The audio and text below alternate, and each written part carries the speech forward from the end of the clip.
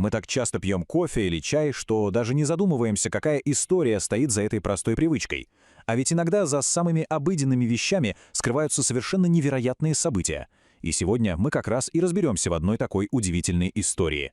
О том, как напиток, который все, просто все ненавидели, вдруг стал символом целого города.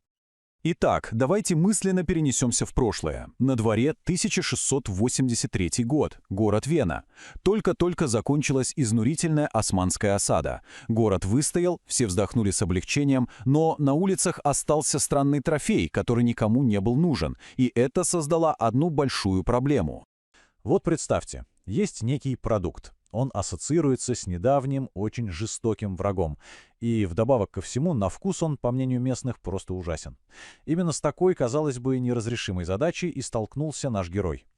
А звали этого героя Юрий Франц Кульчицкий. За отвагу, проявленную во время осады, ему разрешили взять себе любую награду из оставленной добычи. И что же он выбрал? 300 огромных мешков с какими-то странными зернами. Все вокруг думали, что это корм для верблюдов, не больше. И вот Кульчицкий пытается продавать этот новый напиток прямо на улицах из кувшинчиков, но ничего не выходит. Дело вообще не идет. Для жителей Вены это было что-то горькое, непонятное, и, что самое главное, это был напиток врага, тех самых завоевателей. Ну и как, спрашивается, их переубедить? Что ж, чтобы понять, как он нашел решение, нам придется сделать небольшой шажок назад, заглянуть поглубже в историю. Оказывается, ключ к решению всей этой головоломки лежит в самой человеческой природе, в том, зачем вообще людям понадобились какие-то особые напитки для общения. Видите ли, помимо дома, то есть первого места, и работы, второго, человеку всегда было необходимо так называемое третье место. Это мог быть клуб, таверна, любое общественное пространство, куда можно прийти, расслабиться и просто по-человечески поговорить. И почти всегда в центре такого места стоит какой-то напиток. Он не столько для утоления жажды, сколько для сопровождения беседы. Один из древнейших примеров — пиво из Месопотамии. Шумеры называли его кас. Только вслушайтесь в перевод. То, чего хочет род. По-моему, гениально.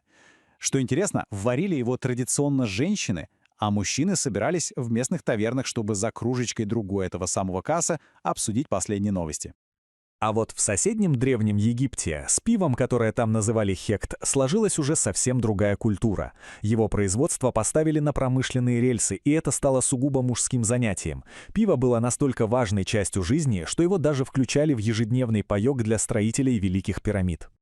Греки же пошли другим путем. Их главным социальным напитком стало вино. Причем пить его неразбавленным считалось варварством и дурным тоном.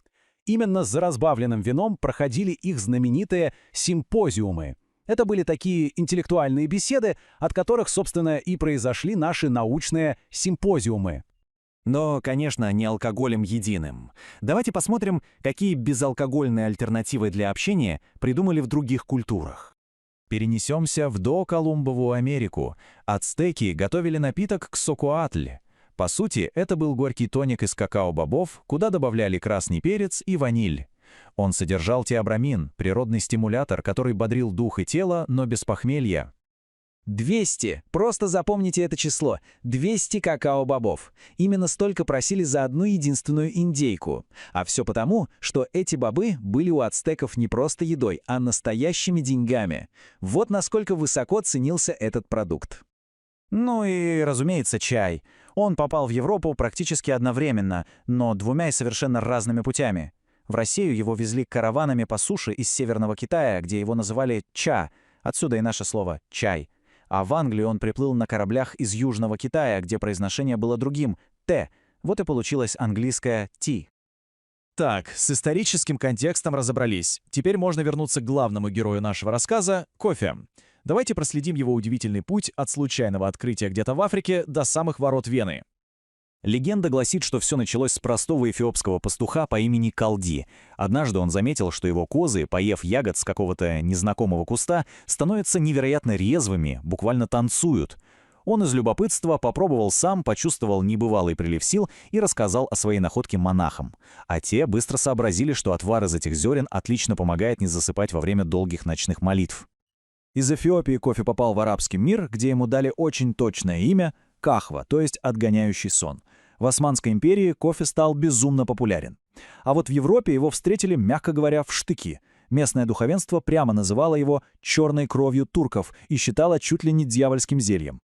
И вот мы снова в Вене. Кульчицкий, его 300 мешков никому не нужных зерен и целая стена непонимания. Но теперь-то у него в арсенале есть весь мировой опыт по приручению новых напитков. Как же он им воспользовался? И вот тут Кульчицкий придумывает нечто, просто гениальное в своей простоте.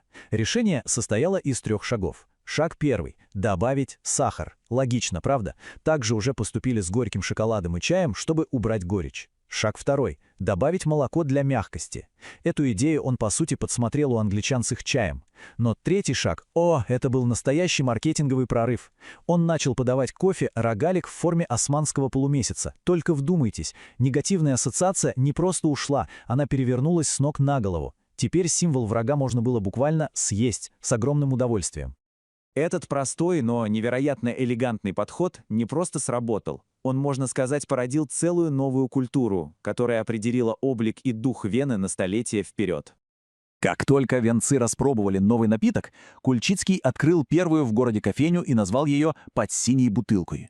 Она почти мгновенно стала тем самым 3-м местом, которого городу так не хватало. Там встречались все – политики, художники, поэты, студенты, просто влюбленные пары. Жизнь закипела. И это породило невероятно богатую культуру, целую кофейную вселенную. От простого черного кофе «Шварц» или кофе с молоком «Браун» до легендарного «Винер Меланж» или роскошного «Мит-Шляк» — это с огромной шапкой взбитых сливок. Венская кофейня стала настоящей лабораторией вкуса и традиций. Вся эта история на самом деле блестяще иллюстрирует одну простую, но глубокую истину. Разговор, когда в руке есть чашка или бокал, становится как-то мягче, гармоничнее. Это, видимо, какая-то фундаментальная человеческая потребность, которую Кульчицкий так гениально уловил и использовал. Итак, мы видим, что путь идеального социального напитка прошел от пива через вино к чаю и кофе. И каждый из них по-своему менял общество. Глядя на современный мир, очень интересно задуматься, а какой напиток может стать символом нашего времени? Что придет на смену кофе? Вопрос открытый.